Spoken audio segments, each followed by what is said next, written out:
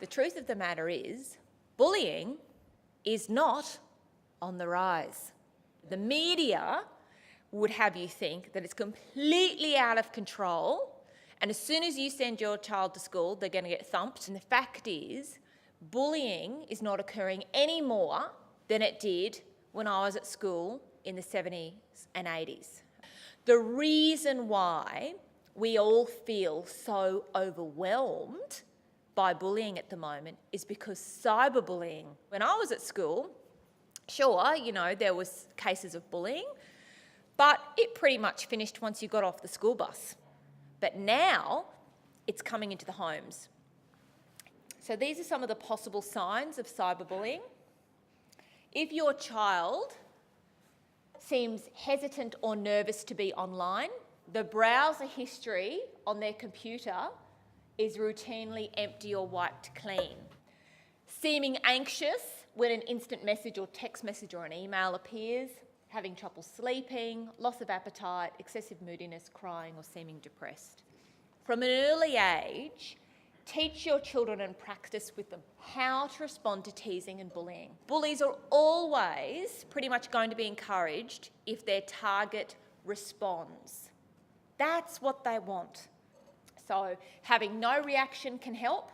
Okay, so just walking away, not saying anything. One tip that I picked up is that you can say to your kids, particularly little kids, is to say the word so. So let's say somebody comes up to them and says, I just saw your parents' car. Your parents' car is crap, right? And then your child can say, so? It's the equivalent of saying, whatever. Okay, so that's one thing that your children can do. Bullying happens more than once, and when there's bullying, there is an imbalance of power. So there is a difference between what is bullying and what is just normal teasing. And it's important to make sure your children get this, because the fact is, in life, you have to get on with things. Sometimes in life you've got to suck something up, and other times when bullying is really serious, then you do something about it. You have conversations about what bullying behaviour looks like and feels like. This also helps your child from becoming the bully. Really important that your child knows that you will believe them if they tell you. Keep computers and laptops out of bedrooms, because what you don't want is at 11 o'clock at night or midnight or 1 a.m, your 16-year-old daughter still in chat rooms or talking to her friends, because everybody's afraid to leave the chat room, because as soon as they leave, other people start talking about them. Teach your children not to retaliate or reply to online bullying. You need to understand how things like Facebook work, Twitter, MySpace, all of it.